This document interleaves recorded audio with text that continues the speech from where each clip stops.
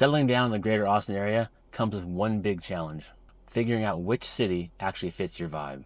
Today I'm going to talk about 4 cities that I get asked about constantly: Round Rock, Cedar Park, Georgetown, and Pflugerville. And by the end, you'll have a good idea of which one fits you. All right, look, let's get this out of the way right now. All 4 of these cities have bad traffic. In fact, I think everyone in Central Texas has bad traffic. Anyone who tells you otherwise is not being straight with you. Now, what factors in with traffic is where in one of those cities you live, when you have to travel, and where you're going. Because there are pros and cons to each of those. For example, if you live in the Blackhawk neighborhood in Pflugerville and you have a traditional commute schedule, like traditional, 9 to 5, 8 to 5, whatever, into Austin, bless your heart, because you are a more patient person than I will ever be in my lifetime. Same thing goes with Georgetown, right? If you live in Georgetown and you got to commute down to Austin on a traditional schedule, whew, man, you have commitment, no doubt about it. So traffic is a factor in all 4 of these I'm talking about. You just have to figure out where and what and how it works for you. Hey, before we go on, do me a favor. Click that subscribe button so you get regular videos from me on all things Central Texas. I specialize in Round Rock and all the surrounding communities, from real estate to lifestyle.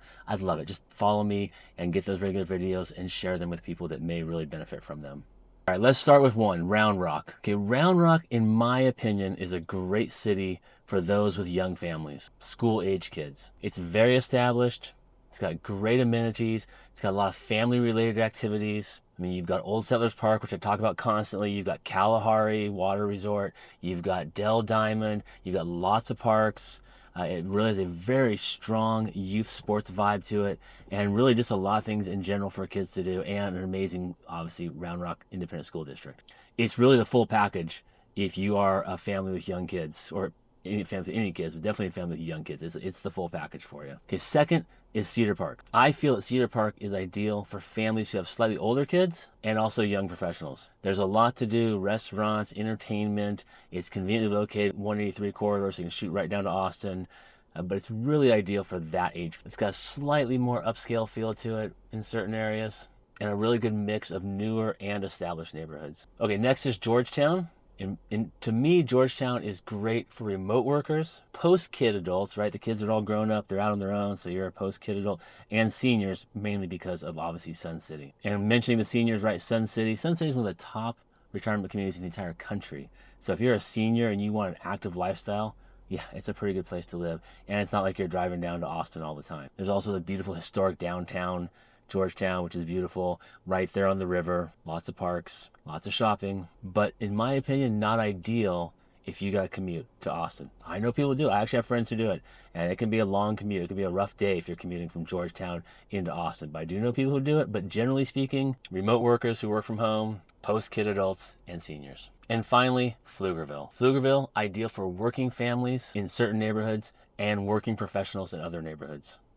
Look, overall, the school district's not rated as highly as Round Rock, but it does have some real gems. Hendrickson High School is definitely an A+ or an A-rated high school. Definitely a great place if you're living over in the Blackhawk neighborhood. A big bonus to living in Pflugerville is quick access to Highway 130. It can get you right down to the airport. So if you're someone who has to travel a lot, Pflugerville has that advantage over the other areas. Much quicker access to get down to the airport. And not just the airport, but quicker access to get down to Tesla if you're a Tesla worker as well. Generally speaking, Pflugerville's slightly more affordable than, say, Cedar Park and Georgetown.